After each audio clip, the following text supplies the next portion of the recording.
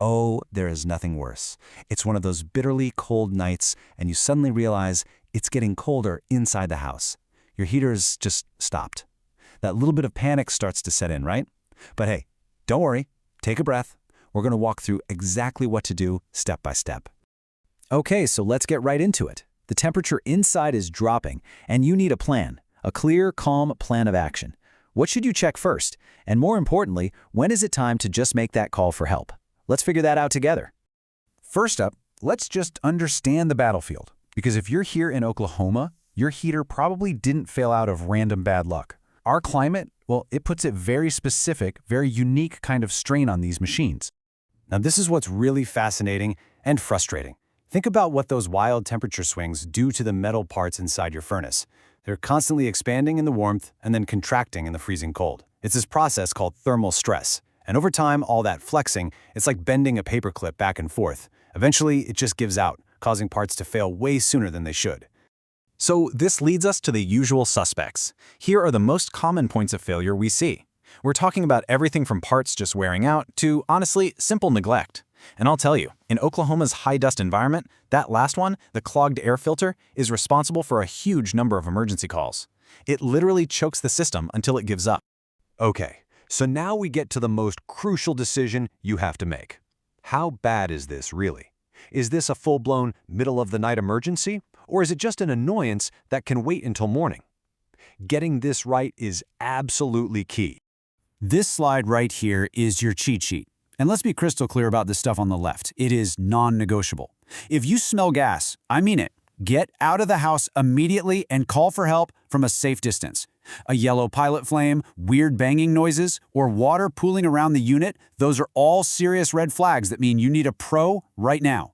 But before you pick up that phone, there are 3 really simple checks you can safely do yourself.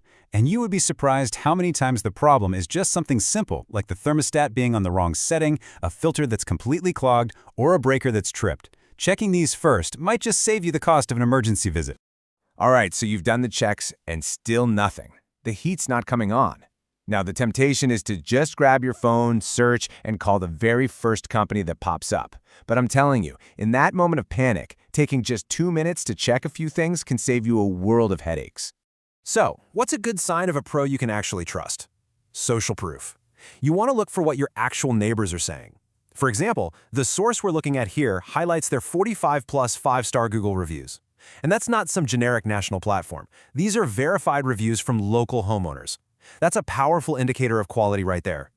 Here are the 3 things you have to verify, your non-negotiables. First, are they licensed and insured? This isn't just about paperwork. It's your guarantee they know how to safely handle natural gas and electricity in your home. Second, check those local reviews. And third, ask about a warranty. A company that stands behind their work with at least a 1-year warranty on repairs, that tells you they believe in the quality of what they do. Okay, so you've made the call to a good, reputable pro. What happens next? Just knowing the process can take a lot of the anxiety out of the situation, especially when you've got someone coming to work on a critical system in your house, potentially late at night. A professional visit should look exactly like this. You call, and a real person answers, not some answering service. The technician shows up and doesn't just fix the surface-level issue, they do a full diagnostic to find the root cause of the problem. And this is so important. You get a clear, upfront estimate before any work begins. No surprise bills. The whole goal is to get your heat back on right away and leave your home just as clean as they found it. We've navigated the crisis. Your heat is back on. Phew! But how do we make sure this never ever happens again? Because, let's be honest, the most affordable repair is the one you never have to make in the first place. It's time to shift from that reactive panic to some proactive prevention.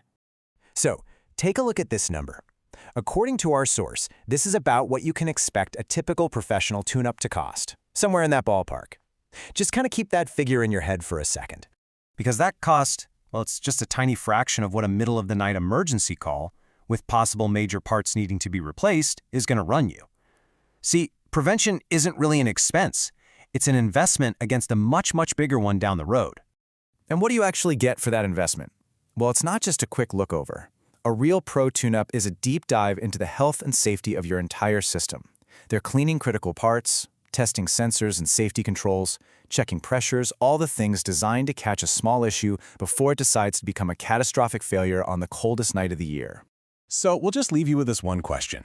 After everything we've talked about today, the wild stress our weather puts on these systems, the most common things that break, and the real power of prevention, you've got to ask yourself, is my heater really ready for that next Oklahoma cold snap? Because you know it's coming.